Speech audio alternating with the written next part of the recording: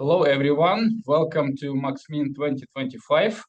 Now, Pawel Rubach, do you correctly pronounce your name? Yes, absolutely. Talk about identification of non-trivial topologies in biopolymers. Paweł, over to you, please. Thank you, Vitaly, for your introduction. I have to admit that in spite of the technical difficulties, I think it actually was very positive that you decided to switch around, because from what I noticed, I was able to watch most of, maybe not the last 10 minutes, but most of Erica's talk, and it was actually a great introduction, because I was supposed to talk about similar things, and in fact, I would probably cover some of them. So in my slides, you will see similar things. I will just skip those that you already heard from Erica. I never actually met Erica in person, but we have a paper together. So of course, I collaborate with Joanna Sulkowska since 2018. So let's start with an introduction so this is a protein, not just any protein. In fact, it's called ubiquitin, and you've already heard about it. And of course, the reason why I present it is because it is a knotted protein. But before we start that, actually, I just wanted to mention that we have several methods of determining three-dimensional structures of proteins, and so we need these three-dimensional structures to be able to do drug design, to understand their functions, and things like that. So this ubiquitin plays a crucial role. It has a specific purpose, right? It plays a role in the protein recycling process, where it tags proteins that are supposed to be decomposed, and then the amino acids are used to compose new proteins.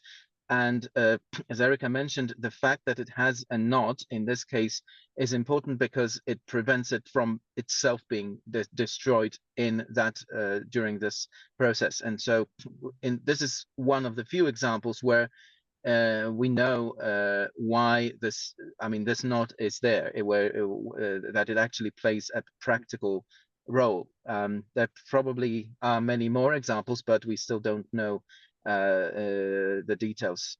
So and this one has this 5-2 knots, right? And 5-2 and 3 twist knot, and that's why I'm giving this in as an example to justify why exploring knotted proteins might be interesting and useful. So we have knots all around us, everywhere, in nature, in everyday life, in arts, biology, physics, wherever. And there are also some other non-trivial topologies, as we call them. There are also many different knots you can think of if you were a Boy Scout especially, or if you're a sailor. But they can be useful not only for Boy Scouts, but also for biophysicists or mathematicians, anyone who's interested in knots and knot theory. So the next question is, how do we find those knots? Well, I'm probably, Erica already mentioned a little more. I will just start from the structure.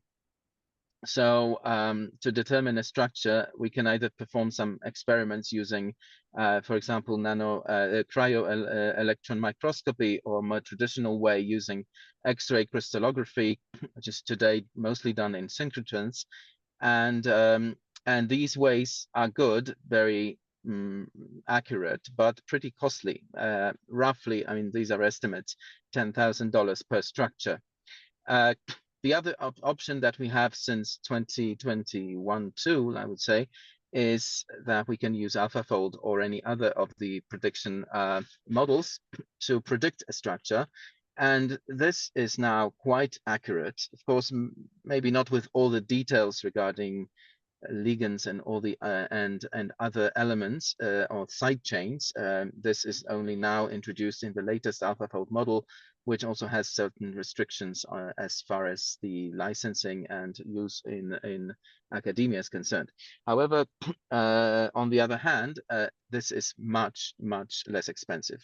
We're talking about roughly $100 dollars per structure. So the effect is that while we have about 240,000 experimental structures, we have over 200 million AlphaFold predicted structures, and that's a huge difference, which means it opens up a huge field for further studies of, for example, knotted proteins, and also proteins that contain other non-trivial topologies. So the AlphaFold has been, as Demis Hassabis, one of the main authors, described to me as equivalent to Fermat's last theorem, but for biology, right? It was a breakthrough, and they got a Nobel Prize last year in chemistry. You can see on the right here, I'm showing the prediction quality as it improved in the previous. The CASP is this challenge for structure prediction, in which AlphaFold won in 2020. That was the revolutionary one, and since then is the de facto standard prediction model. So the reason I'm also mentioning that is also because we performed a very thorough analysis of these AlphaFold predicted structures, looking for knots and lassos in them. But first, actually, just to give you a little bit of a background, the knots were actually, even though they were discovered in 1994, it was actually very long until they were. I mean, many scientists believe they don't exist in proteins, and for a long time this was actually, and there were doubts about that. But finally, after Taylor's deep knots, so the deep knot is one which is located far from the ends of the protein, so that it doesn't untie easily.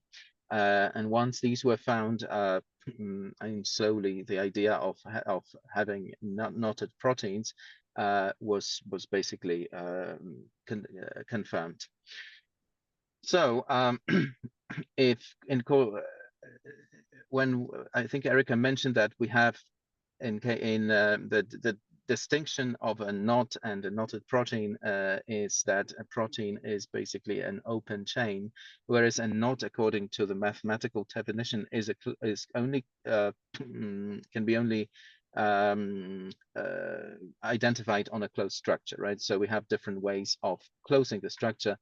And I will also show you the practical approach using our in a couple slides our library Topologies, which is where we implemented these algorithms. So we have different types of knots here. Some of them have some names. So the other thing, when you actually identify the knot, the other thing that you do is you perform certain moves, because I mean the chain may be twisted, and this doesn't. And if you untwist it, you can actually simplify it, and this may not change the topology. And so there are these famous Reidemeister moves, which you can apply to simplify the structure. And then once you do that, and they don't change the topology, once you do that, you can in an easier way identify the actual knot. So the other thing, of course, is that these knots can be, I mean, depending on how you connect the ends, you might change the topology, right? So if you just connect them directly and you pass this connection through the structure, this may change the topology.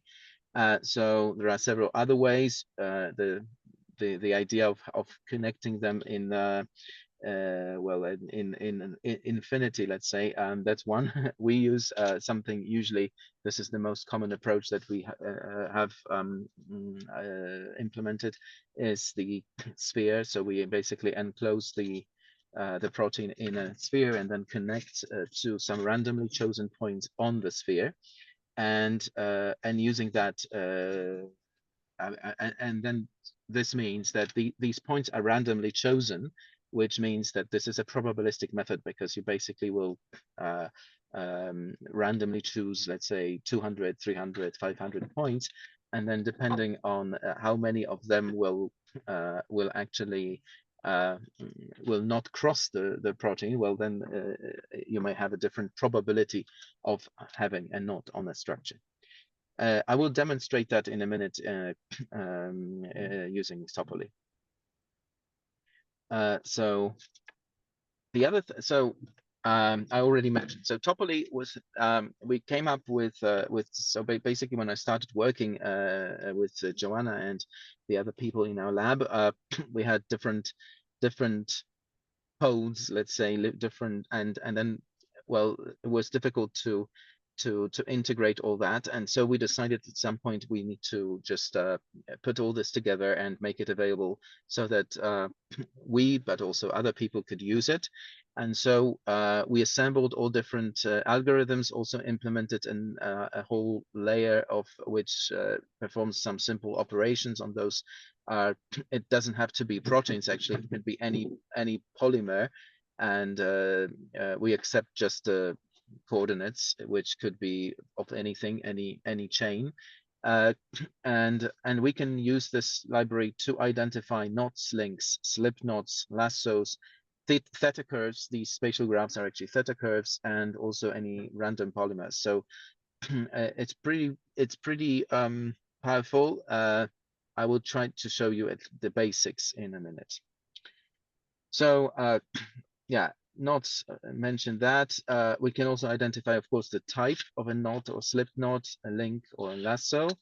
And for that, we have these different types of polynomials, which are used for knots. For example, we use mostly Alexander and Humphrey. Humphrey is the Humphrey PT is for us the default one.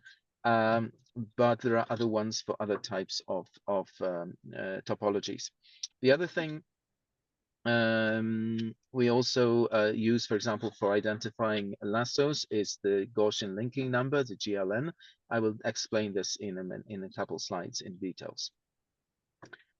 So the other thing, whenever we identify, for example, a lasso, we can also use, we have an implementation of an algorithm to search for a minimal surface. So basically, if you're looking at this figure on the right hand side here, the lasso, so the using this is some kind of a bond, usually a disulfide bond. When you take the main chain, plus on top of that you link it with this disulfide bond, this creates a loop, and on that loop we can span a surface, and using that surface then we check if this other end, one of the other ends of the chain pierces that loop, and that's how we can determine these lasso types. We can also visualize structures. We can generate the so-called knot maps. I'll show you that in practice. So we came up also with a kind of a simple decision tree to show which, depending on what you want to find, you can choose which of the polynomials that we have you should use. They also differ in a way. Technically, for example, Alexander has a GPU implementation, which is much faster, especially if you want to compute the knot map. So if you want to compute all the combinations of the chain and the subchains, so it's useful if you need more to compute, especially a lot of structures. Technically, it's a Python package. You can just use pip install Topoly to install it. It does integrate a lot of different type of code, so it's not just Python. It has a lot of the underlying algorithms are actually mostly implemented in C++, using including the GPU implementation using CUDA. It's available for all platforms right now. We try to support also Windows and Apple and Mac OS. And it also supports different kinds of input formats. So you can use the standard formats used in structural biology for protein structures, such as PDB or MMSIF, but there are also other structures which, other formats like XYZ, which is just a list of coordinates, or the EM codes or PD codes, which just denote the basically the crossings. Or you can use a Mathematica. You can export structures from Mathematica. Or you can just use a Python nested list, so generated in any way. So there are different ways, different formats it supports. It's pretty generic. We released recently version 1.1, which has some more. Well, so basically these, when you compute these polynomials, you get the polynomial parameters, and then based on those parameters, you can identify which of the knot types, for example, if we're talking about knots, that is. And so for that, we need a dictionary. These dictionaries can be very large. You can see here, these are several tens of thousands of different knot types. So we have this dictionary now, includes now up to 12 crossings. So all the, and of course, you know, this rises well, more than exponentially, I guess. So there are, every next crossing is a huge number now. We can also identify links up to 4 components. We have an optimized Alexander algorithm and GLN as well. And recently also we can generate these theta curves using this latest version. Just to give you an example of how the exact times are not important. What I want to show you is how this complexity rises as we extend the chain. So if you have, you know, depending on the length of the chain, the compute time rises really fast. So it's basically, it can take really long for slightly longer proteins. I mean, proteins typically don't exceed, let's say, 1,000 amino acids, or maybe some of them have a little more, but typically they are under 1,000, which makes it reasonable to compute. These number of closures means this number of these randomly chosen points. So I mean, 2 points each time, right? So but basically 20 closures means with 20 randomly chosen pairs of points that we then connect over the sphere. That's because that's the default way we use in Topoly. So once we got this AlphaFold structures and Topoly, we could put these two things together, which was a good coincidence because we just released Topoly, and then just a couple months later, or maybe, yeah, something like that, AlphaFold was basically released. And so we decided to look for knots on these predicted structures, and that resulted in creation of a database that we call AlphaKnot. Right now it's the 2.0 edition, and the 2.0 edition contains data of 160 million structures. So we chose, why not 200? Well, because we decided to ignore those structures which have low prediction quality. There is the prediction model, AlphaFold generates a quality measure for each amino acid, which is called PLDDT. And so it has values of from 0 to 100, and 100 is of course a perfect prediction, 0 is none. And so we chose only those that have over 70 PLDT. And that gave us roughly 680,000 knotted structures, which is actually less than we estimated based on NotProt, our previous database, which contains experimental structures. But of course, overall, the the difference in the amount of those structures is huge. I mean, in NotProt we have 2,000 to 3,000 structures. Here we have 700,000, and that doesn't include all of them, because in fact we also decided to include ESM fold. I think Eric also mentioned it. That's a large language model based prediction model from Facebook. And but we only have structures up to 400 amino acids in length. That was due to some technical issues. It requires GPU cards with a lot of memory, and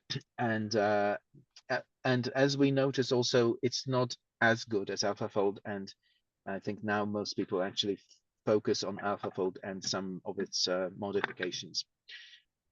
So interesting examples. So here we have a double knotted protein.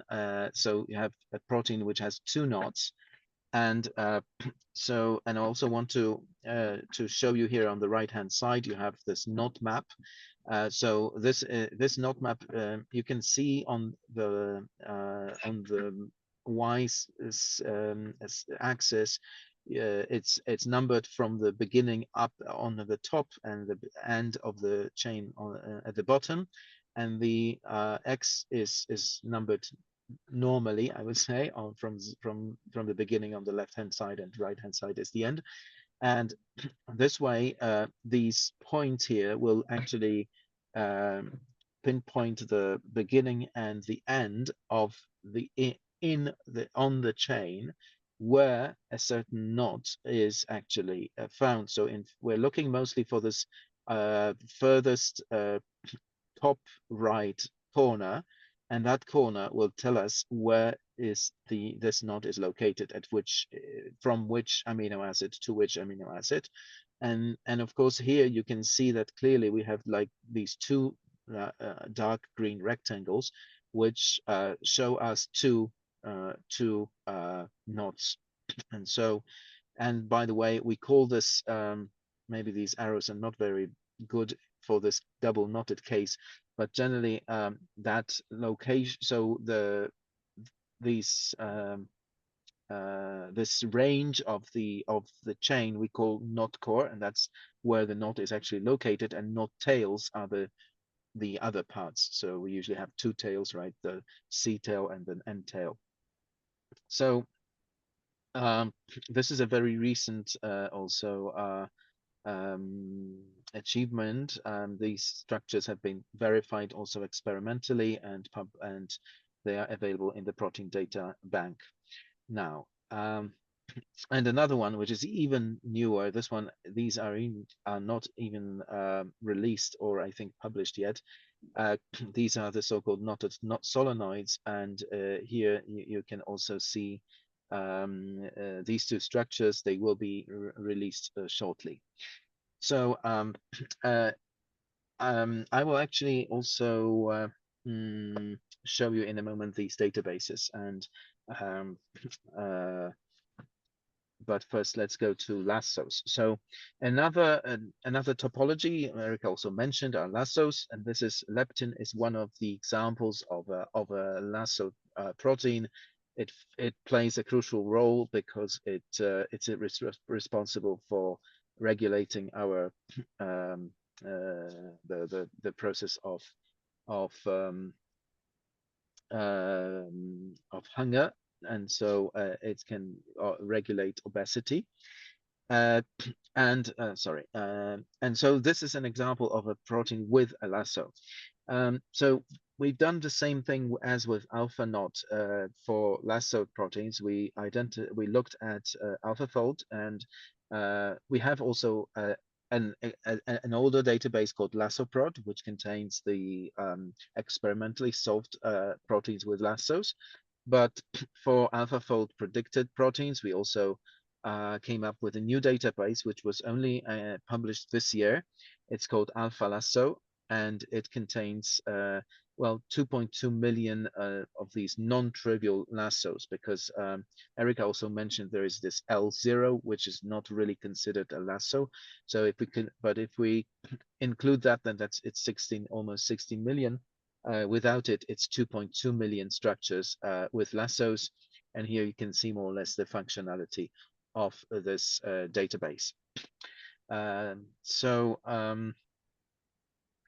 There are examples of these lassos. So the trivial lasso L0, then we have L1, L2, we have supercoiling, double-sided. I think Erica covered all that, so I will skip that. Tell me if I'm repeating anything, but the part that I was able to watch, I didn't see Erica mentioning GLN, and GLN is actually used for linked and also lasso proteins.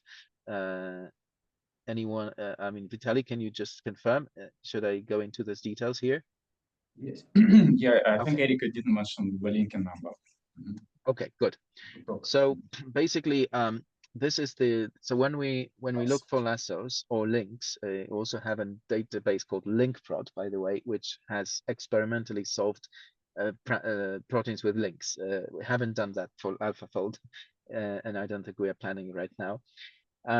So the GLN is basically looks at so you look at these crossings and then you assign plus or minus signs, and then you count the number of pluses minus the number of minuses and divide it by 2, and that gives you this GLN number, which, by the way, so depending on which side, so to say, this crossing appears, and then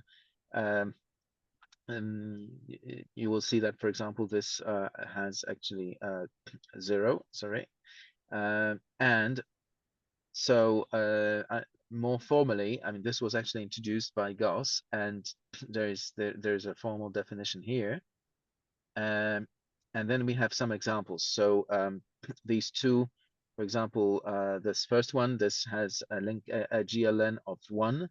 Then we have another one which crosses 2 times. It has a GLN of 2.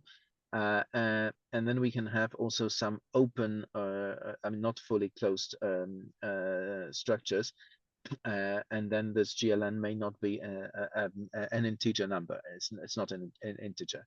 So that's so this approach, we actually use GLN first when we were looking for lassos. We use first, we compute GLN. It's relatively also simple and relatively inexpensive to compute, and we can then use that to identify the type, whether there is a lasso and what kind. So that's the GLN.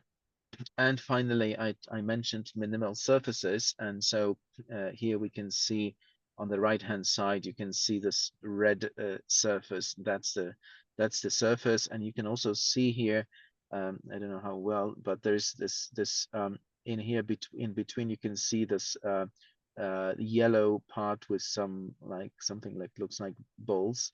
This is the connection, so the bond, which doesn't appear on the main chain, but can be, for example, typically a disulfide bond. So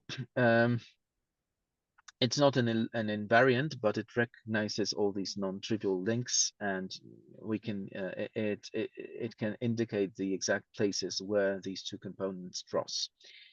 So another thing that we also found was that, well, we had to come up with some, AlphaFold doesn't predict everything. It doesn't predict, for example, sulfur bonds or disulfide bonds.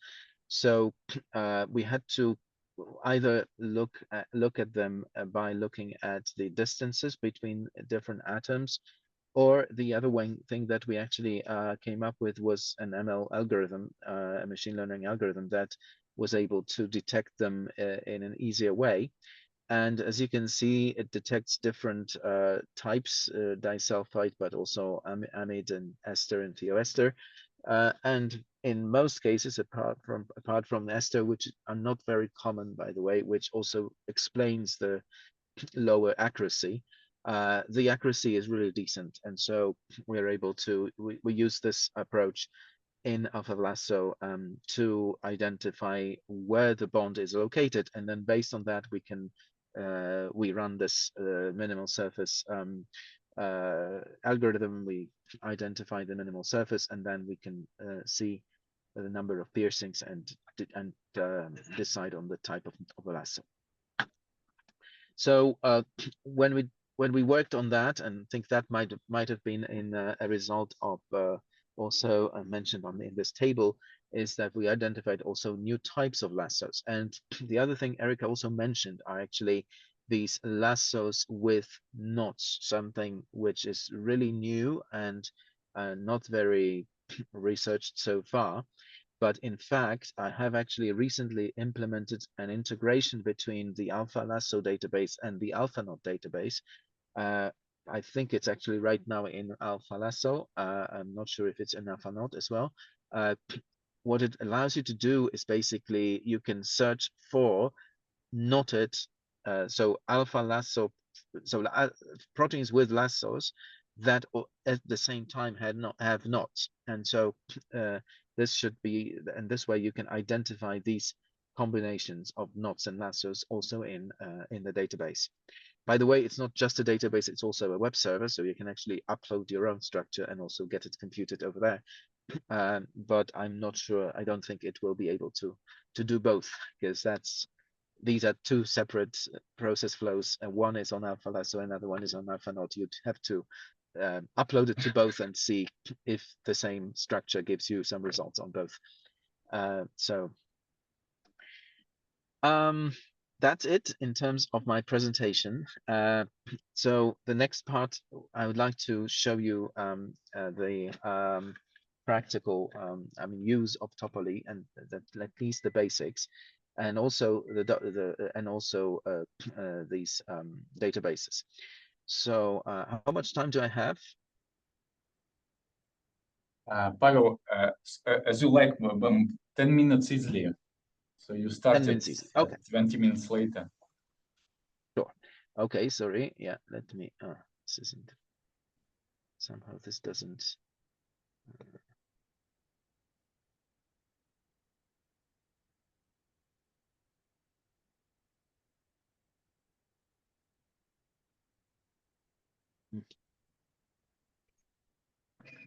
Okay, maybe let's start with Topoly.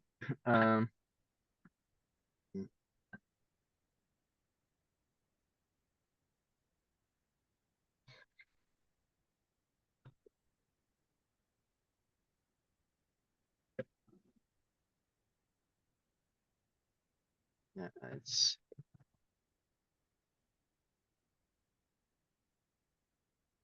so just to give you an idea, before I show the code, I wanted to show you that we have some documentation which is on this web page, and you can find, we also have a tutorial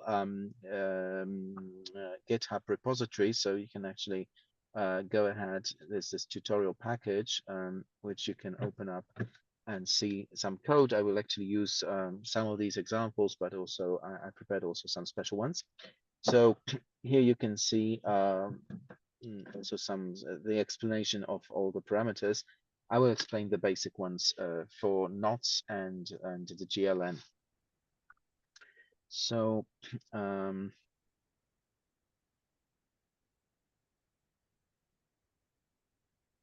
okay.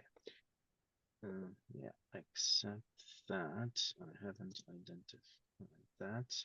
So I'm preparing some code to run, for example, this protein that I downloaded. This computer is extremely slow now, because once it's used, it's a small computer. I didn't want to bring my regular laptop with me here on this trip. So let's try, actually, we could eliminate, well, okay, well, let's use the closure to start with. So I've imported Topoly here. I've imported everything from Topoly, and then I have, I will try to run that, and we'll see what hopefully with almost without any parameters, I mean, just with the closure, well, will give us the type. And you can see 0, 1. Is it okay, or should I enlarge the fonts or do something so that you can see it better? probably if you enlarge, it would be easier to see. Indeed. Okay. Could I ask if you have entered the name of a zip file, I guess containing a protein, right? This is a protein, yes. In fact, I can show you this protein because this I took it, of course, from our database. So let me show you this protein in AlphaNot. By the way, I will It's show you probably from AlphaNot. AlphaFold, and in this case, is it from AlphaFold? This one is from AlphaFold. Yes, this is from AlphaFold. Sorry, not this one. Does it have a This is- single chain? It does have a single chain because All right, so AlphaFold that's why you don't only could. specify. Mhm. Yeah, sure. You could, yes, you could specify the chain if you have more than one. So this is the this is AlphaNot. Now let me see. I can somehow yeah, I don't want to maximize it because this zoom takes up a little bit too much space. So here, this is a very short, this is a very small protein. I specifically wanted a short one so that you can see everything. So you can see it's actually it only has 100 amino acids, which is really small for a protein. And here we have all the details because I also computed this. You can you see you have this button recompute in web server, which means you can basically on demand recompute it to produce, for example, this not map, because by default we haven't computed everything because for 700,000 structures this would take ages. So but if you want, I mean, for any given structure you find, you can let it recompute it. And then the other thing that we also have here, which might be also interesting, is a not pool. This is another project that was realized in our lab a couple of years ago, and this is it's also a Python package which allows you to generate a simplification. So let me run it, start, and you see this chain is now simplified, and you can see that this knot doesn't disappear. So basically, if this were a slip knot, right, then this simplification would pull on the strings and the knot would disappear. So this is one of the ways we can confirm that that is not that it's not a slip knot, it's an actual knot. And here, this knot map will also see this. This is more or less where the top right corner. So we can say that this knot is somewhere from the very beginning, from almost very beginning, like probably the third or so amino acid until the 57th. We'll see what this one. Yeah, see, this is the estimation 3 to 57. And the knot core length, that's the length of between these amino acids. And then we have also these tails. So the first two amino acids are the first tail, and then we have the second tail here. Of course, looking at how close this knot core begins to the tail, to the front, it's definitely not a deep knot. But I specifically chose this as an example because it also has an interesting feature. Namely, we just run Humphrey without any parameters. So trying to use the closure called closed, which means a direct closure. So we just directly connect the two ends of the protein with a straight line. And that produced, let me maybe try to enlarge this a little bit. I do that.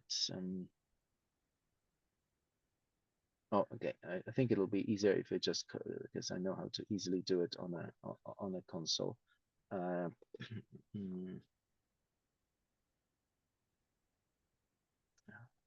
See, I can move this out. That would be nice.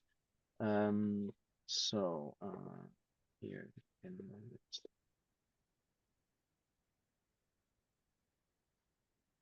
Okay.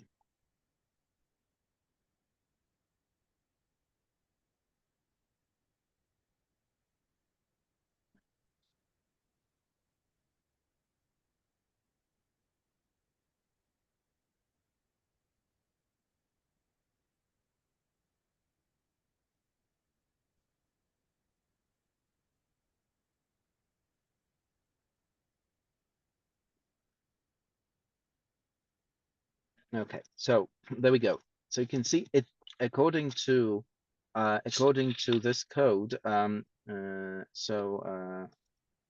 Using homophily without any parameters. Okay, let me enlarge this a little bit because well, difficult to see. Where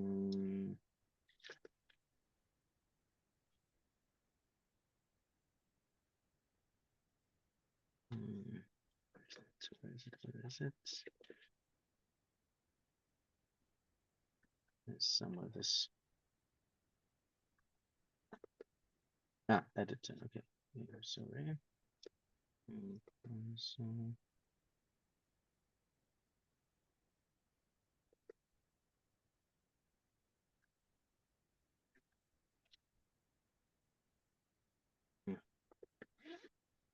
Somewhere the font size, which will allow me to make it bigger. Sorry.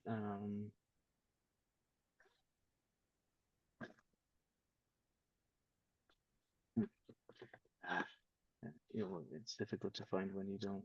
Yeah, there it is. Font. There it is. There it is. There it is.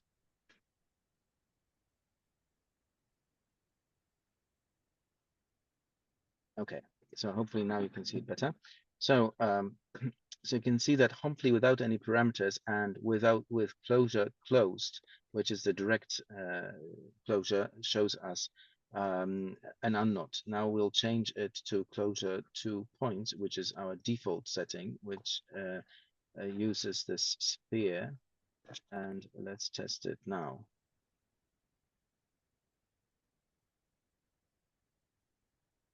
And there you go. So right now you can see here we have the probability of the unknot is less than 30% and almost 70% for the 3-1 knot.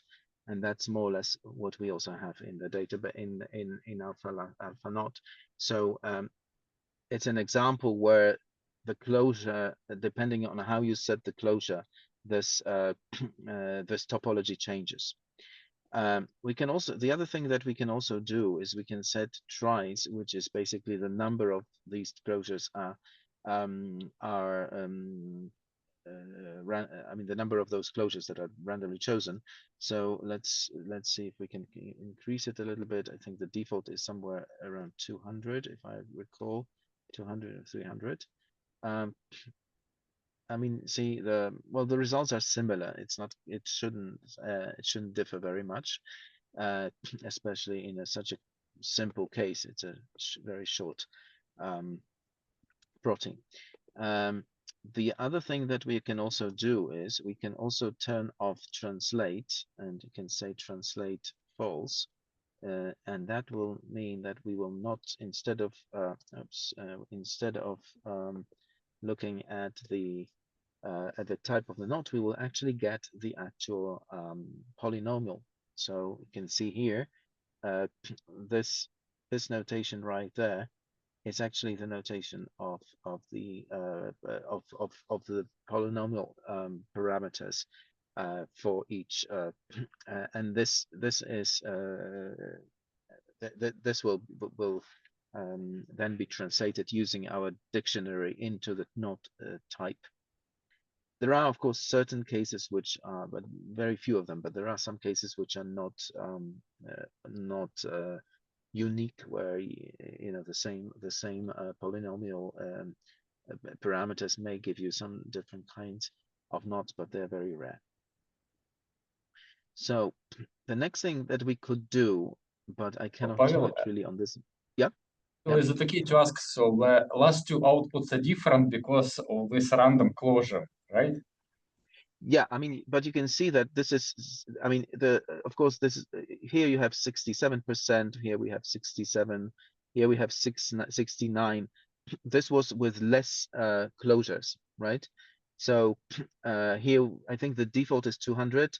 I increased it to 500, which, so depending on the algorithm, you might need also a little more. So I think How about we use 1000. The remaining 1%, is it in one? So Yeah, I know it doesn't sum up to 100, you mean, yes, or to 1. True. Well, I would say this could be also simply a very simple, error of estimation, because you would basically, we have some number of closures, and we have to, and so,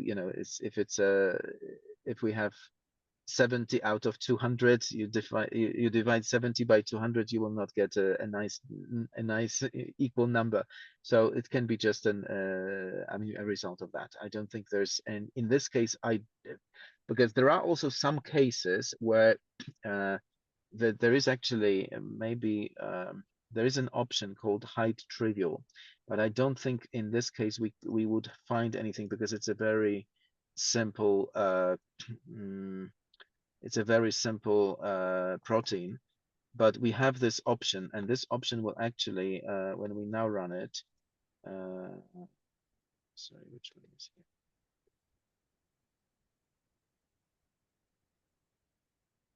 See what, well, yeah, it's in this case, it doesn't really change anything, although the differences, the results are slightly different. But as I said, well, it is, it's a question of how these points are randomly chosen. I mean, it's a probabilistic method. It will never be 100% accurate unless you choose, I don't know, 1,000,000 points and then run it. Of course, then it will probably be very similar.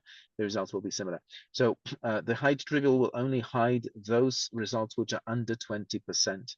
So because in some cases, especially for large proteins, you might have 10 different types of knots which are identified, but some of them will have a very low probability, like 0.1 or 0.5, and so you can eliminate them from the results, but just because, of course, it's usually I mean, they're the probability is really too low.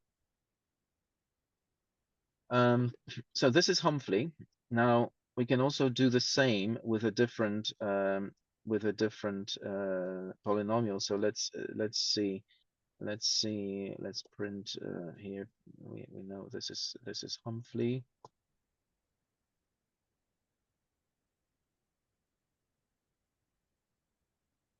And now let's print Alexander. So we'll know this is a different one. We'll use Alexander, which we use typically as well. It's very common. And yeah, let's try that. Or maybe actually we've seen these results, so maybe to let's just do this way. Yeah, it would be interesting to see actually output from different polynomials. From different, yeah, well, yeah, but we have them up there. I mean, you have them up there. So Yeah, there you go. well, we're random. Look, it's really similar, right? But it's much faster. It was I mean, you could tell it was computed much faster. Alexander is faster, but it is not as accurate. For example, it doesn't give you chirality, right? We cannot tell a -3,1 knot from a +3,1 knot. So and then let's see. Yeah, by the way, I think there is also an option to tell whether we want it to give us chirality or not. And let's see now with closed. So let's see this. And okay, I'll try to just to give you more results. Let's see if we can do. We can also there's another one which is called mass center. So there's another way we can also run these closures. Okay, so in this case, the first one actually, the closed one gave us. You see, this is so. In this case, we don't. In case of mass center, similarly as in case of the closed one, we don't get a probability. It's a deterministic way. The one is basically an unknot, right? You can see here the one, right? So this is an unknotted one. Of course, we can put back on the translate true, so that we can see the type instead of the polynomial parameters. What I wanted to show you, of course, is also that these polynomial parameters depend on the polynomial type. So everyone will have a different set of these parameters. Right. So you could clearly see that they are pretty different for Humphrey and for Alexander. So right there you can see the mass center and the direct closure using a direct line, and they give you different results, right? One is a non-knot, the other one is a 3-1 knot. And of course, if we use the default one, it's just 2 points, then we should get the or the probability, right, of so there we go. So it's still somewhere between 64-68%, right? So we usually, when we look at for example, when we analyze the data for alpha naught, we were looking at 42-48% as the cutoff point. One of the problems that I have to mention, and which is also the reason why we actually lower it below 50. So we took 2 criteria. One, that it should be the probability of a given knot should not be lower than, let's say, 42 or 48, but at the same time, the probability of an unknot should not be higher than 50%. Yes, these 2 things.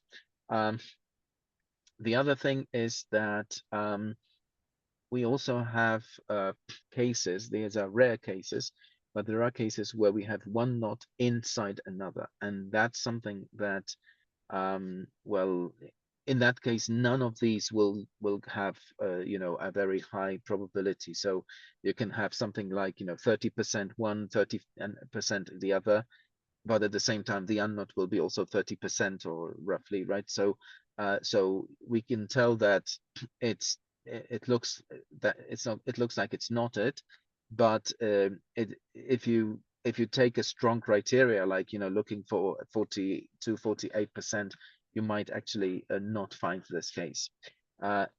We had an idea to work on that also and include these cases of like one knot inside another, but this hasn't been done yet. So so we have to be aware of that. Thank you for the nice demo. Okay. Just give me 1 minute. I will just show Sure. you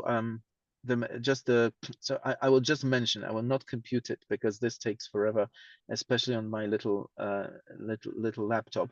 But we have an option called matrix, and if you set it to true, then this will actually cause it to run the knot map. And I can show you, this is well, with this black background doesn't look good, but this is basically a simple knot map that I computed on this computer for that for a very short protein with just 22 amino acids, because I don't have a GPU and it's a very underpowered computer. So but of course the full knot maps, they look like this, and we can also I can also show you the results of recomputing it in our web server. So this was something I recomputed, and the same way it would look if you were to upload your own structure. So you will also have an artifact check. So you can see here we are looking at some of these parameters, looking at PLDT, we are looking at if there are any clashes, and based on that we can give you some hints as to whether these results are credible, right? So we have the knot map, and we have this the view of the structure, and then we have this table which shows you the parameters, so the knot core range. Then you've got this knot pool results, and then these are more, I mean, you know, so looking for identical proteins in alpha knot, and so that's basically it. There was one thing I wanted to show you really quickly. That was the alpha lasso, and also in alpha lasso looking for knotted lassoed protein, which is, I think, quite interesting. So actually, this is available via the advanced search. And if you look in advanced search, you can see there is a knot type. And if we look, for example, for let's say 3-1, which is of course the, or let's say 3-1-3-1. So these are the double knotted ones, which are very interesting and not that many of them. So here you can see we found 400 double knotted lassoed proteins. Some of them, of course, are trivial lassos. We could eliminate it with a further narrowing down on in the filters on this advanced search, but nevertheless, that's a pretty big number. So that could be also interesting.